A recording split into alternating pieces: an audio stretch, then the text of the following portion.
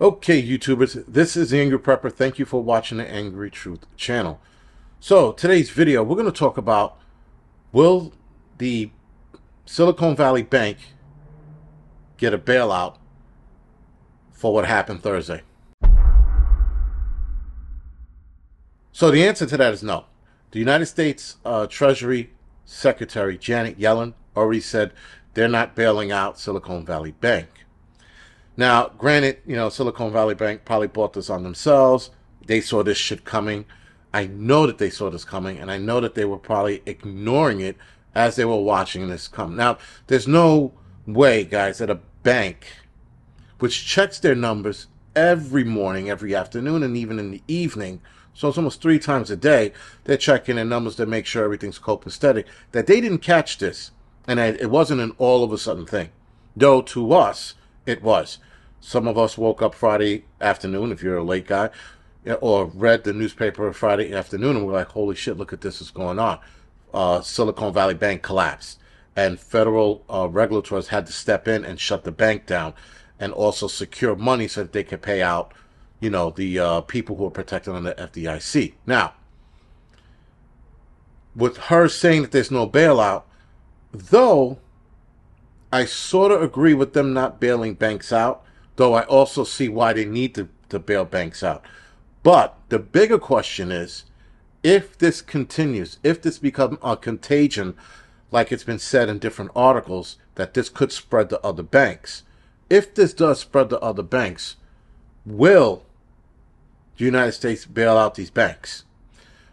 Because, and some of you know where I'm already going with this, they want to bail out another country and send this country tens of billions of dollars for a war. Like I said before, when you throw money at a war, guys, especially in another country that has nothing to do with us, that's like throwing money in a furnace, just letting it burn. It does nothing for us. It does zero for us to give money to the Ukraine. Zero. Doesn't make our lives better, doesn't make tax less, it doesn't do anything for us. But for some reason, they keep giving them money. All right. So now that money could actually be used to bail out Silicon Valley Bank. But they're not doing it this time. So it's a double-edged sword, because I know the banking system is corrupt. We know this. But we also know that without this corrupt banking system, this can put us in a depression. Because if more banks start to collapse, guys, the financial system's going to collapse, and then we're in a depression. Not a deep recession, a depression. Now, I know a lot of you heard me say this on the Angry Prepper channel. I say it here. A depression is nothing short of an apocalypse, because we have double the amount of people today than we did then. So, with her making that statement Friday, actually, after all of this shit went down, or Saturday, rather, she made this statement.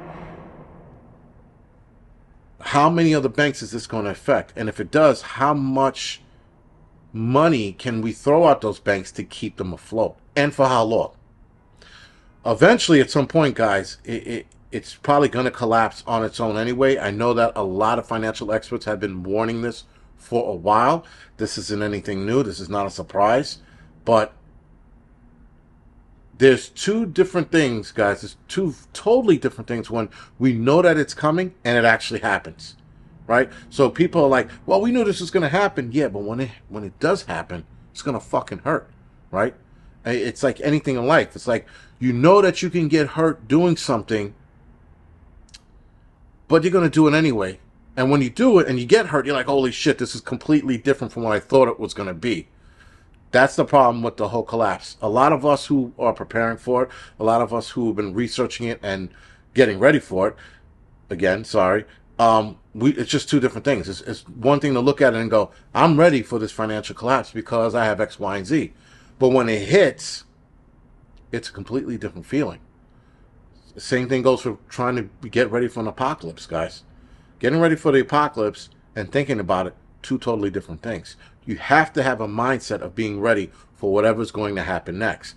Now, like I've said in the Angry Prepper channel, a lot of financial experts are warning that the next 6 months, or the next few months rather, it's going to be one hell of a ride and can be very bad. Another financial expert, or a group of financial experts, are warning that the stock market could crash as soon as this week. So not only do we have this week to watch and go, all right, when is it going to happen? We got the next 6 months to possibly watch it all fall apart. Now, again, to what degree is the United States then going to step in?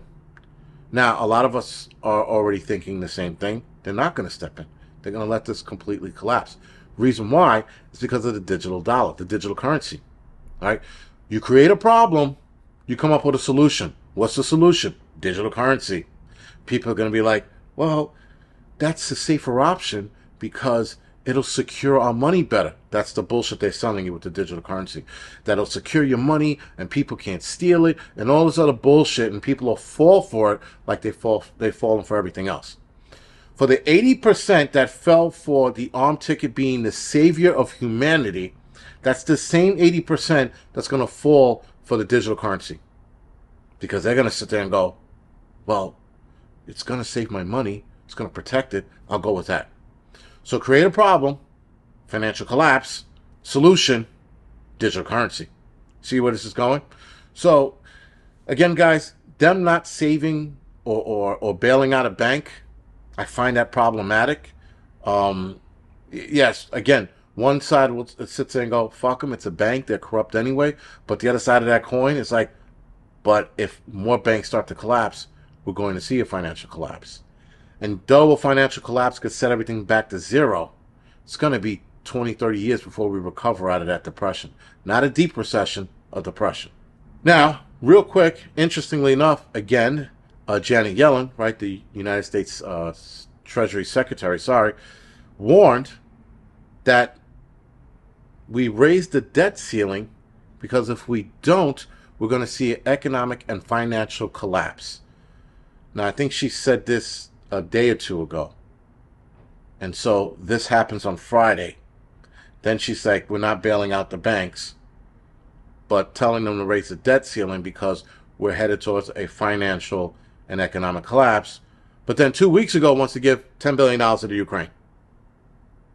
There is a backwards ass, upside down, Twilight Zone, Tales of the Dark Side kind of shit going on with this fucking, these political animals. I don't know what the fuck they're thinking. I don't know what their principles are, because it doesn't make sense that you don't want to back a bank up. You want to give money to Ukraine, but you're telling the federal government to raise the debt ceiling, or we're going to see a financial and what you call a collapse. So again, guys, like I said in the Angry Prepper, all of these people are speaking the same language.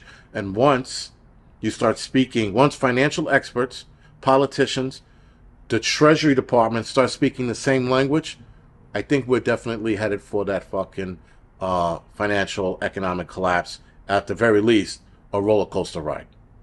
All right, guys. Anyway, other than that, this is the Angry Prepper. Thank you for watching the Angry Truth channel.